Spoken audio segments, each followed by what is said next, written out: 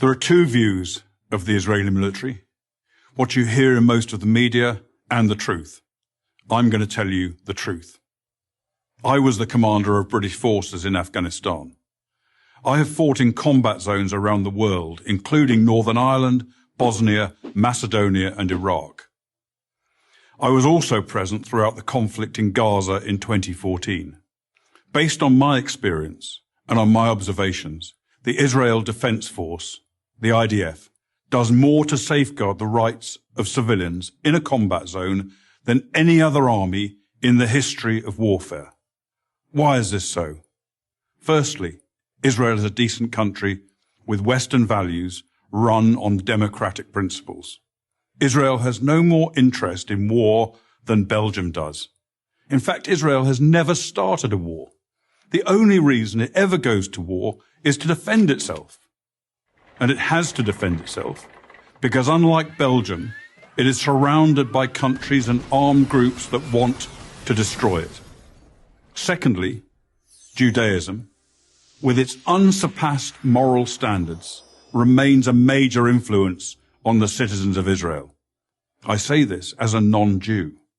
Thirdly, the army is composed overwhelmingly of citizen soldiers. Israel's a small country with a small professional army. To fight a war, it depends on its conscripts and its reservists. These are ordinary citizens, from professors to plumbers, called upon to defend their homes. They don't want to be fighting, and they don't want to harm others. Nowhere was the essential morality and decency of the IDF more evident than in the Gaza war of 2014. If ever there was a purely defensive war, this was it. The war was started by Hamas, the terror organization, designated as such by the US State Department that runs the Gaza Strip.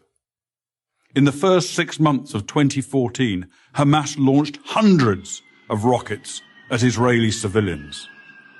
After repeated warnings from Israel to stop, the Israeli Air Force finally conducted precision strikes to halt the rocket fire, and the IDF advanced into Gaza to destroy a network of terror tunnels that Hamas had constructed to attack Israeli communities near the Gaza border. The IDF took extraordinary measures to give Gaza civilians notice of targeted areas, dropping millions of leaflets, broadcasting radio messages, sending texts, and making tens of thousands of phone calls. Let me repeat that. The Israelis called Gazans on their cell phones and told them to leave their residences and move to safety. Never in the history of warfare has an army phoned its enemy and told them where they're going to drop their bombs. Many IDF missions that could have taken out Hamas military capabilities were aborted to prevent civilian casualties, increasing the risk to Israeli citizens and soldiers. Despite all of this, of course innocent civilians were killed. Every war is chaotic and confusing, and mistakes are frequent. But mistakes are not war crimes. Hamas, on the other hand, committed war crimes as official government policy. Hamas deliberately positioned its military assets among the civilian population, hiding weapons in schools and hospitals, and placing rocket launchers alongside apartment buildings, then forced those civilians to stay in areas they knew would be attacked. They also instructed their people to report the lie that every Gazan killed was a civilian, even if they were actually fighters. And if there were no civilian deaths, Hamas made them up. Numerous internet sites show Palestinians elaborately staging sniper victims and smashed ambulances, among other phony horrors. It's so common, there's even a term for it, Pallywood, as in Palestinian Hollywood.